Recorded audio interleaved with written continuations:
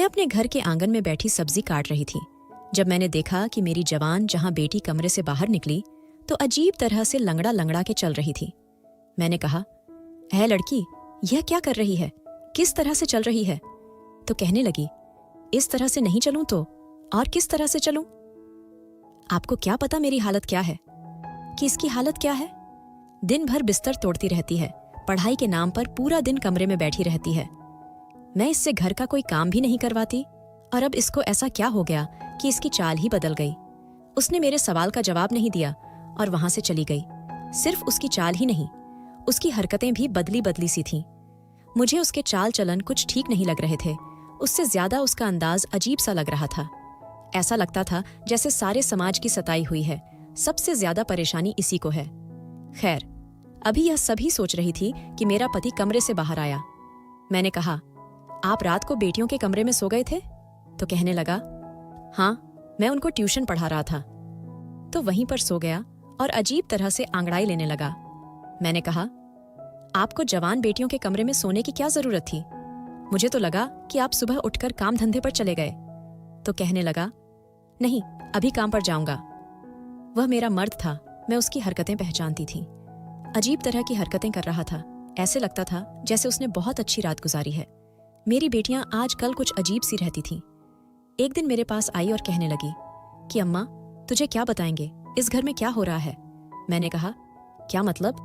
तो कहने लगी, यह जो बापू है आके हमारे कमरे में सो जाता है, तुझे पता है यह हमारे साथ क्या करता है? मैंने कहा, क्या करता है? तो उसने ऐसी बात बताई कि मैं अपना सर पकड़ के रह गई। उसने कहा, बापू रोज रात को हमारे साथ। मेरे पति का नाम राजू था, मुझसे उम्र में कम था। सब कहते थे कि तुझे इतना जवान पति कहां से मिल गया? तो मैं कहती थी कि मेरी किस्मत अच्छी है और तुम लोग क्यों जलते हो? राजू कहता था कि उसे अपने से बड़ी उम्र की औरतों में दिलचस्पी है, इसीलिए उसने मुझसे शादी की थी और मेरी जिंदगी उसके साथ बहुत अच्छी गुजर रही थी। घर था, परिवार था, अच्छा पति था, और क्या चाहिए था? उसकी कमाई भी अच्छी थी, घर में पैसे लेकर आता था और मेरे पास भी कुछ पैसे थे जो मैंने जमा किए हुए थे। मैं लोगों के कपड़े वगैरह भी सिया करती थी, अपने हाथ में भी कुछ माल वगैरह होता था। बेटियों की पढ़ाई करवा रही थी। मेरी 3 बेटियां थीं जिनकी उम्र में 1-1 साल का फर्क था, लेकिन पता नहीं चलता था क्योंकि अब तीनों ही जवान हो गई थीं। मेरे पति के साथ संबंध बहुत अच्छे थे। हम लोग पूरे परिवार में मशहूर थे। सब कहते थे कि लज्जो के तो भाग खुल गए हैं। लज्जो जैसे ही किस्मत सबकी नहीं होती। मेरा नाम लज्जो था। दरअसल मेरा नाम लजवंती था, लेकिन प्यार से मुझे लज्जो कहते थे। मैं भी जवान और खूबसूरत थी। 3 जवान बेटियों की मां नहीं लगती थी।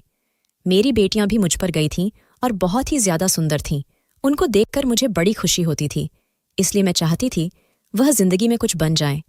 उनकी पढ़ाई करवा रही थी ताकि वह बड़ी अफसर बन जाएं। राजू बहुत पढ़ा लिखा था। वह मेरी बेटियों को खुद ही ट्यूशन वगैरह पढ़ाया करता था, पर आजकल जो इस घर में हालत चल पड़े थे वह कुछ ज्यादा ही अजीब थी। एक रात को राजू अचानक से उठा और कहने लगा, मैं चलता हूं। मैंने कहा, कहां? तो कहने लगा, बेटियों को पढ़ाई करवाने। मैंने कहा, इस टाइम? तो उसने कहा, अरे तुझे नहीं पता, उन लोगों के टेस्ट चल रहे हैं। अब पढ़ाई में क्या दिन और क्या रात, रातों को बैठकर पढ़ाना पड़ता है, तब कहीं जाकर अच्छे नंबर आते हैं। तुझे नहीं पता, आजकल बड़ा कंपटीशन हो गया है रे। मैंने कहा, अच्छा, फिर जल्दी आ जाना। तो कहने लगा, क्यों, मेरे बिना दिल न लगेगा तेरा? मैंने कहा, तेरे बिना मेरा दिल लगता है, तू ही तो मेरा सुहाग है, सब कुछ है तू मेरा। और फिर आज देख, मौसम कितना अच्छा था और तू चल दिया उन्हें पढ़ाने के लिए। उसने कहा, उनकी पढ़ाई ज्यादा जरूरी है मेरी जान, तो फिक्र नहीं कर, हमारे पास तो सारे जिंदगी पड़ी है। कभी कभी मुझे बड़ी खुशी भी होती थी कि उसे बेटियों की बहुत फिक्र थी, वरना उसे क्या था, वह अपने सारे काम तो कर रहा था, पैसे कमा के ले आता था, मुझे भी खुश रखा हुआ था। अगर यह न भी करता तो कोई फर्क नहीं पड़ता, लेकिन मुझे अच्छा लगता था कि उसे हम सबकी इतनी फिक्र है। एक दिन मैं बाजार में जा रही थी। जब मुझे मेरी एक सहेली मिली, उसने कहा, क्या हाल है तेरा और तेरा पति कैसा है? मैंने कहा, ठीक है, बिल्कुल, बड़ी अच्छी जिंदगी गुजर रही है उसके साथ खुश हूं। यह बात सुनकर मेरी सहेली हैरान हुई और कहने लगी कि अच्छा, तेरी जिंदगी अच्छी गुजर रही है, पर मैंने तो कहा था कि तेरी उसके साथ जिंदगी कभी अच्छी नहीं गुजरेगी। मैंने कहा कि हाँ, मुझे याद है, तू तो मेरी शादी वाले दिन मुझे मंडप से उठाने के लिए आ गई थी। तूने राजू को किसी लड़की के साथ पकड़ लिया था ना। लेकिन देख, यह जो मर्द होते हैं ना, इनका शादी से पहले 100 जगह चक्कर होता है, लेकिन वह लड़की इनके लिए सबसे ज्यादा आगे होती है जिससे यह शादी करते हैं। राजू खूबसूरत है, जवान है, उसके पीछे हजारों मरते होंगे, पर शादी तो उसने मुझसे की है। देख, ये जो मर्द होते हैं ना, ये ऐसे ही होते हैं। अब आप कहीं से ऐसा मर्द ढूंढ कर नहीं ला सकते जो बहुत ही अच्छा हो और उसने कभी किसी लड़की को नजर भर के भी न देखा हो। ऐसा मर्द ढूंढने निकलेंगे ना तो कोई भी नहीं मिलेगा। थोड़ा बहुत तो सोचना पड़ता है। वह क्या कहते हैं, इंग्लिश में एडजस्ट करना पड़ता है। वह कहने लगी, हाँ, मुझे पता था कि तू बड़ी अच्छी तरह एडजस्ट कर लेगी, लेकिन यह नहीं पता था कि इतने सालों तक कर लेगी। चल, अच्छी बात है, कोई अपने घर में खुश रहे तो हमें क्या, पर तेरा पति आंखों का बड़ा कच्चा है, उसकी आंखें बड़ी मटकी हैं। मैंने कहा, अब नहीं, ऐसा होता नहीं, अब तो मैं ही मैं हूं, सिर्फ अपनी उंगली पर लपेट लिया है। मैंने उसको हम दोनों सहेलियों ने हंसना शुरू कर दिया। वह भी हंसने लगी। उसने कहा, यह तो फिर बहुत अच्छा हुआ, अगर तूने ऐसा कर लिया है तो और क्या चाहिए। चल ठीक है, मैं चलती हूँ, घर बदल रही हूँ, इसलिए बहुत मसरूफ हूँ। मैंने कहा, जब घर बना ले तो मुझे बताना, मैं तेरे घर तुझसे मिलने आऊंगी, साथ तेरा घर भी देख लूंगी। उसने कहा, तू आ जाना, लेकिन अपने पति को लेकर न आना। मैंने कहा, यह क्या बात कर दी, पति को लेकर क्यों ना आऊं। तो उसने कहा, मुझे गलत न समझना, पर मेरी जवान बेटी है। मैंने कहा, कैसी बातें कर रही है तू इस बात पर। वह फिर से हंसने लगी और कहने लगी कि उस पर तुझे भरोसा है, मुझे नहीं है। मुझे पता था कि वो मजाक कर रही है, इसलिए मैंने उसकी बात का बुरा नहीं माना। मैं इस बात को मान गई थी कि खूबसूरत मर्द के पीछे अगर बहुत सारी लड़कियां हो तो उसमें कसूर लड़कियों का है, उसे मर्द का नहीं। अब तो ये रोज रोज होने लगा कह। मेरा मर्द राजू बेटियों के कमरे में पढ़ाई करवाने के बहाने जाता और वहां पर बैठ जाता। मैं उसका इंतजार करती रहती, जबकि वह कहकर जाता था कि मैं जल्दी आ जाऊंगा, लेकिन मैं भी पूरे दिन के काम होते थकी होती थी तो सो जाती थी। सुबह वह बेटियों के कमरे से बाहर निकलता था। मैं पूछती, क्या रात भर क्या करते रहे तू। तो कहता, पढ़ाते पढ़ाते ही नींद आ गई थी, पता ही नहीं चला कब सुबह हो गई। मैंने कहा, ऐसी भी कौन सी नींद। तो कहता, तुम्हें तो पता है मैं जवान आदमी हूं, मुझे तो ऐसी ही नींद आती। मैंने कहा, क्या, और मैं क्या बुरी हूं। तो कहने लगा, नहीं, तुम तो मुझसे भी ज्यादा जवान हो। मेरा मर्द बातें बहुत अच्छी अच्छी करता था, यही वजह थी कि मैं उसके सामने कुछ बोल नहीं पाती थी। मैंने अपनी बेटी रिमला को लंगड़ा लंगड़ा के चलते देखा था। ये कोई आम बात नहीं थी। आखिर क्या मसला था। जब मैंने उससे पूछा तो उसने मुझे कहने लगी, कोई बात नहीं है। कहने लगी, कोई भी बात नहीं है, मैं बिल्कुल ठीक हूं, और ठीक तरह से चलने की कोशिश करने लगी। मैंने कहा, अब मैंने तुझे देखा तो तू इस तरह से चल रही थी, और अब तो कह रही है कि मैं ठीक हूं, क्या मसला है तुझे।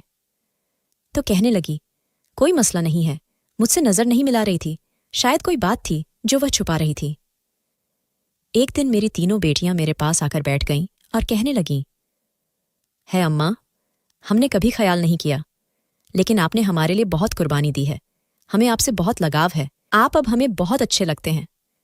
मैंने उनको प्यार किया और कहा, क्या हो गया आज। वह तो नहीं है, वो क्या कहते हैं माँ का दिन। तुम लोग आज सारी मेरे पास आकर बैठ गई हो तो कहने लगे कि नहीं, बस हमें एहसास हो गया है कि आप बहुत अच्छी इंसान हैं। आपने हमेशा अपने बारे में नहीं बल्कि हमारे बारे में सोचा है। मैंने कहा, कोई बड़ी बात नहीं, मन तो ऐसी ही होती है, और मुझे तो हमेशा से ही मन बनने का शौक था। तुम लोगों को आज क्या हो गया। थोड़ी देर बाद में देख के हैरान रह गई कि वह तीनों ही रोने लगीं, लेकिन जैसे ही राजू वहां पर आया और उसने उन तीनों को देखा तो वह फौरन अपने आंसू साफ करने लगे। मैंने कहा, देख तो, तुम्हारी बेटियां आज कैसे रो रही हैं, पता नहीं इनको क्या हो गया, लगता है इन सब ने कोई इमोशनल फिल्म देख ली है। तो वह हंस पड़ा और उसने कहा कि फिल्म तो नहीं देखी, लेकिन लगता है इनके दिमाग खराब हो गए हैं। उसने यह बात ठीक से नहीं बोली और अपने से डांट भी पीसे। मैंने कहा, तुम क्यों गुस्सा कर रहे हो।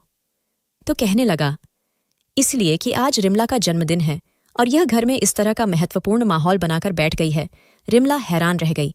आज तो सच में ही उसका जन्मदिन था और वह अपना जन्मदिन बहुत खुशी से मनाया करती थी, लेकिन इस बार भूल कैसे गई और मैं भी भूल गई। उसने कहा, लेकिन मैं नहीं भूला था। उसने एक केक हमारी तरफ बढ़ा दिया। कहने लगा, चलो केक कटते हैं। जब वह सबका इतना ख्याल रखता था तो मुझे बहुत अच्छा लगता था। मैंने सोचा कि आज हम एक दूसरे के साथ बहुत अच्छा वक्त गुजरेंगे, पर मैं तो इंतजार ही करती रहेगी और वह बेटियों के कमरे में चला गया। मैंने कहा कि यह पता नहीं इनके टेस्ट कब खत्म हो गए। मेरे पति को मुझसे दूर किया हुआ है तो कहने लगा कि टेस्ट खत्म हो गए हैं तो आगे पढ़ाई बहुत मुश्किल है, क्योंकि अब फाइनल एग्जाम होने वाले हैं, इसलिए थोड़ी बहुत कुर्बानी तो देनी पड़ेगी। मेरे बातों बातों में यह बात अपनी सहेली को बताइए। उसका घर बन गया था। मैं उसका घर देखने गई थी। उसने कहा कि तुझे ऐसा नहीं लगता कि वह तुझसे ज्यादा तेरी बेटियों से प्यार करता है। मैंने कहा कि और तुझको क्या लगता है? ये तो सब जानते हैं कि मर्द को तो अपने बच्चों से ही ज्यादा प्यार होता है। इसमें ऐसी कौन सी बात है? तो कहने लगी कि नहीं, यह सब कुछ थोड़ा सा अजीब है। कुछ तो ऐसा है जो तू भी देख रही है, पर आंखें बंद करके बैठी है। तेरा बेटियों वाला घर है, तुझे अपनी आंखें हर तरह से खोल के रखनी चाहिए। शायद जो वह मुझे समझाना चाह रही थी मैं ना समझ सकी। मुझे लगा कि वह यह कह रही है कि अपनी बेटियों पर नजर रखाकर क्यों, कि इसके बाद जो हुआ वह बहुत अजीब था। एक दिन रिमला की तबीयत अचानक से खराब हो गई। मैंने कहा कि क्या हो गया? तो कहने लगी, लगता है मैंने कुछ उल्टा सीधा खा लिया। मेरे पेट में बहुत दर्द हो रहा है और मुझे उल्टी भी आ रही है। मैंने कहा कि चल तुझे डॉक्टर के पास ले जाती हूँ। तो कहने लगी कि नहीं, नींबू पानी पी लूंगी तो ठीक हो जाऊंगी। डॉक्टर के पास नहीं जाने का दिल नहीं कर रहा। मैंने कहा कि मरीज का कहाँ दिल करता है डॉक्टर के पास जाने का, लेकिन तबीयत ज्यादा खराब हो गई तो क्या होगा? राजू भी वहां पर आया तो मैंने उसे परेशान होकर कहा कि इसकी तबीयत बड़ी खराब है और डॉक्टर के पास भी नहीं जा रही। उसने कहा कि इतनी भी खराब नहीं है, पढ़ाई की टेंशन की वजह से ऐसा हुआ है, ठीक हो जाएगी, तो परेशान नहीं हो। आगे पीछे तो वह मेरी बेटियों की बहुत फिक्र करता था, पर आज इस तरह से कहने लगा कि जैसे उसको कोई फिक्र नहीं है। उसने कहा, छोड़ दो, थोड़ी देर में ठीक हो जाएगी। मैंने कहा कि यह क्या बात हुई? तो कहने लगा कि जवान लड़की है, जवान बंदा जल्दी ठीक हो जाता है। तू चल मेरे लिए खाना लगा दे, मुझे बहुत भूख लगी है। राजू मेरी बेटियों का इतना ख्याल रखता था कि उसकी यह नानी से हरकत भी मुझे हिलाकर रखकर आज उसने रिमला की फिक्र क्यों नहीं की। रिमला की तबीयत वाकई थोड़ी देर बाद ठीक तो हो गई, लेकिन मैं जब उसके लिए चाय बनाकर कमरे में जाने लगी तो अंदर बैठी अपनी बेटियों की बातें सुनकर मैं दरवाजे पर ही रुक गई। वह कह रही थी कि भगवान करे यह कुत्ते की मौत मरे, इसको सुकून ना आए, शाम शान ले जाने के लिए भी कुछ न बचे। ऐसा बुरा आदमी हमने अपनी जिंदगी में नहीं देखा, और हमारी मान का भी दिमाग खराब कर रखा है। ये बातें सुनकर मैं हैरान रह गई, या किसके बारे में बात कर रही थी। मेरी छोटी बेटी ने कहा कि उसको छोड़ अपने बारे में सोचने, रिमला क्या होगा? अगर माँ को यह बात पता चल गई तो वो तो जीते जी मर जाएगी। रिमला कहने लगी कि दिल करता है मैं ही खुदकुशी कर लूं। अब मैंने सोच लिया कि मैं सीधे अंदर चली जाऊंगी और इन सब से पूछूंगी कि ये क्या बातें कर रही हो, लेकिन इससे पहले मुझे राजू ने बुला लिया। मैंने कहा कि वह हमारी बेटियां कुछ अजीब सी बातें कर रही हैं, पता नहीं किसको कोस रही है। बैठकर मुझे लगता है ये रिमला हमसे कुछ छुपा रही है। मैं बोल रही थी कि राजू ने मुझे एक तोहफा दिया और कहा कि तू उनको छोड़ और मेरी तरफ से देख। आज उसका मूड बहुत अच्छा था। उसकी बातों में लग के मैं यह बात भी भूल गई, लेकिन सुबह बहुत बड़ी मुसीबत आई। रिमला बेहोश हो चुकी थी और होश में नहीं आ रही थी। अब तो उसे डॉक्टर के पास ले जाना था, लेकिन राजू अभी भी कह रहा था कि डॉक्टर के पास ले जाने की जरूरत नहीं है। मैंने कहा कि ऐसे कैसे, मेरी बेटी को होश नहीं आ रहा। मजबूरी में उसे डॉक्टर के पास ले गए तो डॉक्टर ने एक टेस्ट किया और उसके बाद घर भेज दिया। कहने लगी कि इसको बहुत कमजोरी हो रही है, लगता है इसमें खाना नहीं खाया। आपको टेस्ट की रिपोर्ट में फोन पर बता दूंगी। 2 घंटे के बाद डॉक्टर का फोन आया और बस उसके बाद तो जैसे हम सभी की जिंदगी बदल कर रह गई थी। डॉक्टर ने बात ही ऐसी बताई थी। जब मैंने यह बात सुनी तो मैंने फोन रखा और रिमला के कमरे में कदम रखा और कहा कि इस दिन के लिए तुझे पढ़ाया लिखाया था, तुझे आज़ादी दी थी कि तू ये सब कुछ करे। बाकी सभी मुझे हैरान होकर देखने लगी, लेकिन रिमला जानती थी कि मैं क्या बात कर रही थी। इसीलिए उसने सिर झुका लिया था, क्योंकि मुझे डॉक्टर ने बताया था कि आपकी बेटी माँ बनने वाली है और उसने अपने बच्चे को खत्म करने के लिए कोई गोली खाई है, जिसकी वजह से उसकी हालत खराब हुई है। लेकिन बच्चा सही सलामत है और उसे कुछ नहीं हुआ है। रिमला ने रोना शुरू कर दिया। मैंने कहा कि बता, ये सब कुछ किसने किया है? तो उसने कहा कि सब बताती हूँ, और मुझे मेरे कमरे में ले गई। वहां से जाकर उसने मुझे अकेले में अलग ही कहानी सुनाई और कहा कि यह सब मेरी गलती है, मेरी वजह से हुआ है। मैंने कहा कि ऐसे कैसे, किसी और का कसूर नहीं है, बता कौन है वह लड़का, उसी के साथ तेरी शादी करवाऊंगी। तो कहने लगी तो वह कभी शादी नहीं करेगा और वह इस देश में नहीं है, बस आप इस बात को खत्म कर देंगे। मैंने कहा अब यह बात इस तरह से खत्म नहीं होगी, पर वह कहने लगी कि बस मेरी गलती है, मुझे जो सजा दोगे मुझे कोई मसला नहीं है, चाहे तो मेरी पढ़ाई खत्म करवा दो, मुझे घर बिठा दो, किसी बूढ़े के साथ मेरी शादी कर दो। मैं वैसे तो उसे कोस रही थी और बहुत परेशान थी, लेकिन उसकी बातें सुनकर मुझे ऐसे लगने लगा कि जैसे वह मुझसे भी ज्यादा परेशान है। मेरी बेटी बुरी तरह से रोने लगी और फिर से बेहोश हो गई। मेरा गुस्सा खत्म हो गया और अब मुझे उसकी फिक्र होने लगी। अब उसे फिर होश नहीं आ रहा था। हम उसे डॉक्टर के पास ले गए। डॉक्टर ने कहा कि जो दवाई उसने खाई थी शायद उसका असर अब जाकर हुआ है। उसके बाद उसकी हालत बहुत बुरी हुई, लेकिन उसके पेट में पलने वाला बच्चा इस दुनिया में नहीं रहा। पता नहीं यह बात अच्छी थी या बुरी। मैं उससे बात कर बार पूछ रही थी कि यह किसका पाप है, लेकिन वह नहीं बता रही थी। उसने अपनी जुबान पर ताला लगा रखा था और मुझे उसकी आंखें बता रही थीं कि कोई बहुत बड़ी वजह है। रिमला, तू मेरी अच्छी बेटी थी, पढ़ाई में भी बहुत अच्छी थी। उसका ऐसी बातों में कोई ध्यान नहीं था।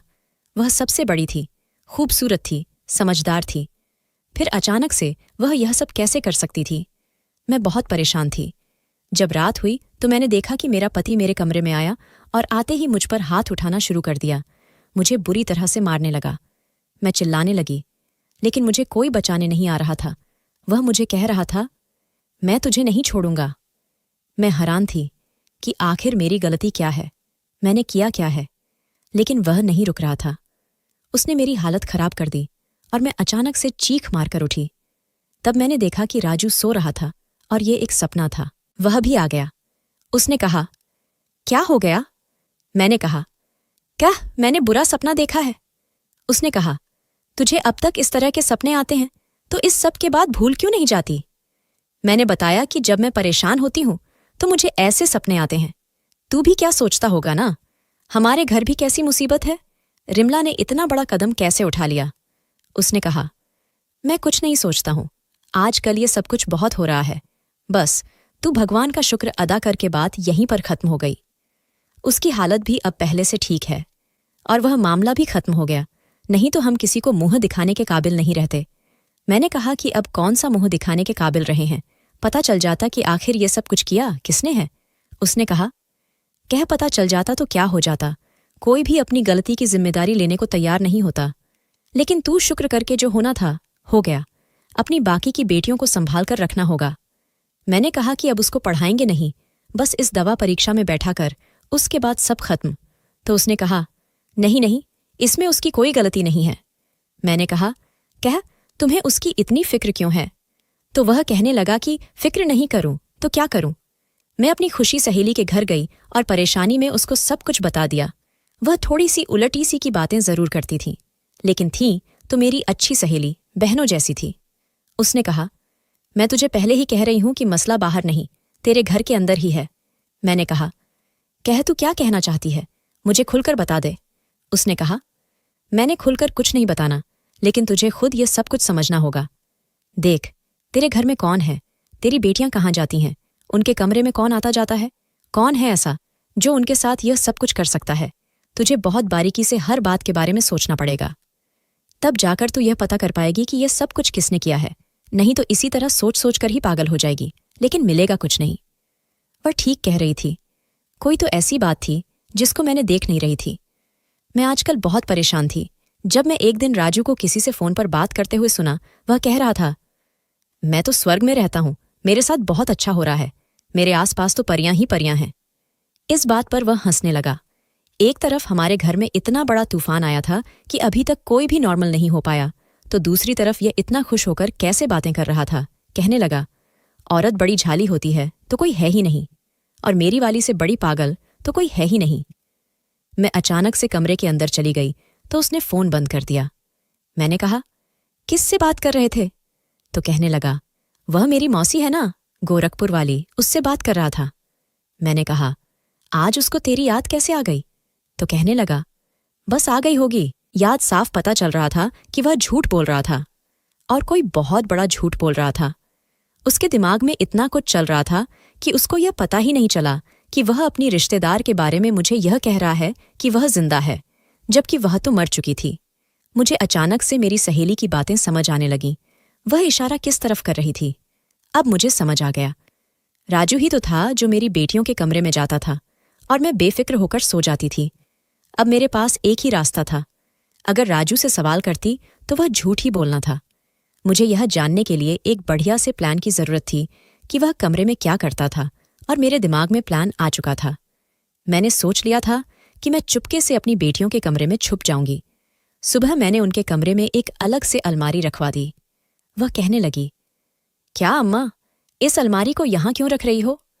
तो मैंने कहा, तो बाहर जगह नहीं है, इसलिए। मेरा इरादा उसी के पीछे छुपने का था, क्योंकि अगर मैं उसके पीछे छुपी होती तो किसी को पता न चलता कि मैं वहां पर खड़ी हूं। शाम हुई तो मैंने आज उसे कहा कि मैं अपनी सहेली के घर जा रही हूं। उसके घर में जागृता है, माता रानी की पूजा है, रात वहीं पर गुजरूंगी। उसने कहा, हाँ चली जाओ, अच्छा है, तुम्हें भी अच्छा लगेगा। मैंने कहा, हाँ बड़ी परेशान हूं, इसलिए जा रही हूं। मैं चाहती थी कि वह यह सोचे कि मैं घर पर नहीं हूं, ताकि वह बेफिक्र हो जाए और जो भी करना चाहता है खुलकर करे। जबकि मैं शाम होते ही अलमारी के पीछे छुप गई। मेरी बेटियों ने खाना खाया और वह कमरे में ही बैठे थीं। जैसी ही रात हुई तो कुछ ऐसा हुआ कि मैं हैरान रह गई। राजू कमरे में दाखिल हुआ। इसमें ऐसी कोई बात नहीं थी। वह इस समय उन्हें पढ़ाया करता था, पर उसने आते ही कहा, बस करो, यह पढ़ाई और काम पर लोगों। मैंने कहा, यही क्या कह रहा है कि पढ़ाई बस करो? यह तो इनको आता ही पढ़ाने के लिए था। उसके बाद उसने मेरी छोटी बेटी को कहा, आज तेरी बारी है फिर। वहां वो सब होने लगा जो देखकर मुझे ऐसा लगा कि मेरे घर को नर्क बना दिया है, और मेरी बेटियां इसके हाथों में इस्तेमाल हो रही थीं। वह मेरी बेटियों के साथ बहुत बुरा कर रहा था और मेरे ही घर में मेरी ही नाक के नीचे कर रहा था, और मैं यह सोचती थी कि उन्हें पढ़ाता है। मैंने अपने फ़ोन से उसकी वीडियो बना ली, क्योंकि यह ज़रूरी था। थोड़ी देर बाद वह वहां से चला गया और मेरी बेटियां बैठकर रोने लगीं। इसका मतलब वो बच्चा जो रिमला की कूंख में था, वो भी मेरे पति का था। आज मुझे वो दिन याद आ गया जब मैंने राजू से शादी करने का निर्णय लिया था, और सब ने मुझे रोका था, मना किया था। कह, ऐसा न कर, मेरा पहले पति इस दुनिया से चला गया था। वह बहुत निर्दयी इंसान था, रोज मुझ पर हाथ उठाता था, बिना वजह ही मुझे मारने लगता था। कहता था, तू लड़कियां पैदा करती जा रही है और मुझे बेटा चाहिए। उसने मुझे एक दिन भी खुश नहीं रखा और मेरा जीवन बर्बाद कर दिया। ये तीनों बेटियां उसकी ही थीं। उसके देहांत के बाद मेरी जिंदगी में राजू आया, जवान और कम उम्र का लड़का, जिसे मुझसे पागलों जैसी मोहब्बत थी। पर आज समझ आया कि उसको मुझसे कोई मोहब्बत नहीं थी। वह तो किसी और काम से आया था। उसे तो एक तीर से 4 शिकार करने थे, एक में और मेरी 3 जवान बेटियां। मैं फूट फूट कर रोने लगी। मुझे सब लोगों ने रोका था। सब ने कहा था, लाजो, तू पागल हो गई है, स्वार्थी बन गई है, सिर्फ अपने बारे में सोच रही है, अपनी बेटियों के बारे में नहीं सोच रही। मैंने कहा, लेकिन क्यों ना सोचूं अपने बारे में? मेरे पहले पति ने मुझे बहुत तंग किया, मुझे इंसान नहीं समझा। क्या मेरे सीने में दिल नहीं है कि मेरी इच्छा ही नहीं है? अगर मैं उससे शादी करना चाहती हूं तो तुम सबको क्या है? और शादी के बाद राजू ने हमेशा मेरी बेटियों को अपनी बेटी समझा था, लेकिन यह सब कुछ एक नाटक था। वैसे तो उनका बहुत ख्याल रखता था। मैं तो भूल ही गई थी, उनका बाप नहीं है। इतना ख्याल तो उनके अपने बाप नहीं रखा था, लेकिन उसने यह साबित कर दिया कि सौतेला बाप कभी अपने बाप की जगह नहीं ले सकता। मेरा कसूर यही था कि मैंने उस पर बहुत ज्यादा भरोसा किया था। मुझे ऐसा नहीं करना चाहिए था। इसलिए कहते हैं, सब कुछ कभी एक जैसा नहीं रहता। मुझे सोचना चाहिए था, गलती मेरी थी। वह वहां से चला गया और मैं अपनी बेटियों के सामने आ गई। मुझे देखकर वह हैरान रह गई और उनको पता चल गया कि मैं सब कुछ जानती हूं। मैंने कहा कि तुम सबने मुझे बताया, क्यों नहीं बताई तो सही। उन्होंने रोते हुए कहा, वो कहता था कि तूने अपनी मान को सब कुछ बताया तो मैं तुम्हारी मान को जान से मार दूंगा, उसे खत्म कर दूंगा। हम ऐसा नहीं चाहते थे, क्योंकि आपके अलावा हमारा कोई था ही कौन। इसलिए हम डर गए। उसने हमें कहा था कि मैं तुम्हारी मान को बहुत आसानी से खत्म कर सकता हूं, और वह ऐसा कर भी सकता था। फिर रिमला के साथ जो कुछ हुआ, उसका जिम्मेदार भी यही है, और यह बहुत वक्त से हो रहा है। मैंने कहा कि तुम लोगों को मुझे बताना चाहिए था। तुम्हारा अपना बाप जैसा भी था, लेकिन डरपोक नहीं था, बहादुर आदमी था। तुम्हारे अंदर उसी का खून है। मेरी बेटियां बहुत रो रही थीं, पर मैंने उनको कहा कि बस अब सब खत्म हो गया, अब मैं तुम सबका बदला लूंगी, तुम फिक्र नहीं करो। उसने कहा कि आप क्या करोगी? मैंने कहा कि मैंने सोच लिया है कि मैं क्या करना है। तुम लोग अपना सारा सामान लो, अपने स्कूल जाओ, जाने की तैयारी करो, क्योंकि हम यह शहर हमेशा के लिए छोड़कर जाने वाले हैं। 1 हफ्ता है तुम लोगों के पास, अपनी तैयारी करो, पर किसी को बताना नहीं। मुझे मेरी बेटियों ने कहा कि शहर छोड़ने से क्या होगा? मैंने कहा कि ये हमें तलाश कर लेगा, बस तुम लोगों को जो कहा है वह करो। मैंने कहा था, ठीक है। मैंने जो वीडियो बनाई थी वह मेरे पास सबूत था। मैंने पुलिस स्टेशन में जाकर रिपोर्ट करवानी थी और साथ उनको वीडियो भी देनी थी। उसके बाद पुलिस वालों ने उसे जरूर पकड़ लेना था। मैं शहर छोड़ने की तैयारी कर ली और अपनी बेटियों को भी समझा दिया कि क्या करना है और कैसे करना है। राजू को पता भी नहीं था उसके साथ क्या होने वाला था, वह बिल्कुल अज्ञान था। हम सब एक दूसरे के साथ थे। मैं बहुत तरह से सब कुछ कर रही थी, क्योंकि अब हम गलती नहीं कर सकते थे। पहले ही मुझसे बहुत गलती हुई थी। मेरी दोस्त जानती थी राजू एक बुरा इंसान था।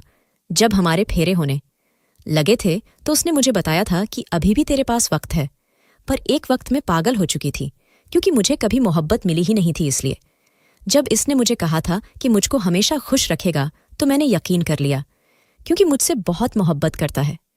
मेरी बेटियों को अपनी बेटियां समझेगा। वह शुरू शुरू में ऐसा ही था। अभी हमारी शादी को 7 साल हुए थे। मुझ पर समाज ने उंगली उठाई थी, कहा था कि इसको अपनी बेटियों का ख्याल नहीं है, बुढ़ापे में शादी कर रही है, बूढ़ी हो गई है। लेकिन शादी कर रही मैंने किसी की बात नहीं सुनी थी और मैं अपने आप को सही समझती थी, लेकिन मुझे लोगों की बातें सुननी चाहिए थी। हम समाज में रहते हैं तो हमको इसकी बातें भी सुननी पड़ती है। मैंने जाने का इंतजाम कर लिया और पुलिस वालों को सारे सबूत दे दिए। जैसे ही हम अपने मोहल्ले की गली से निकल रहे थे, पुलिस की गाड़ी हमारे घर की तरफ जा रही थी और राजू घर में अकेला था। पुलिस से बच भी जाता तो उसके लिए यही सजा काफी थी कि मैंने उसको हमेशा के लिए छोड़ दिया था। मुझे पहले ही रात को नींद नहीं आती थी, अब तो बिल्कुल नहीं आती। ऐसा लगता है कि मेरी बेटियों के साथ जो कुछ हुआ है वह राजू ने नहीं, मैंने किया है। हम दूसरे शहर में आ गए हैं। मेरी बेटियों की पढ़ाई पूरी हो गई, नौकरी करती हैं और मैं भी अपना घर चलाती हूँ। लेकिन फिर भी मुझे ऐसा लगता है कि ये सब कुछ मेरी बेवकूफ़ी की वजह से हुआ है। अपने आप को बहुत बुरा भला कहते हूँ। रात को नींद नहीं आती है, बस जिंदगी इसी तरह गुजर रही है। दिल करता है कि जान दे दूंगी अपनी बेटियों के लिए, जिन्हें मुझसे बहुत मोहब्बत है।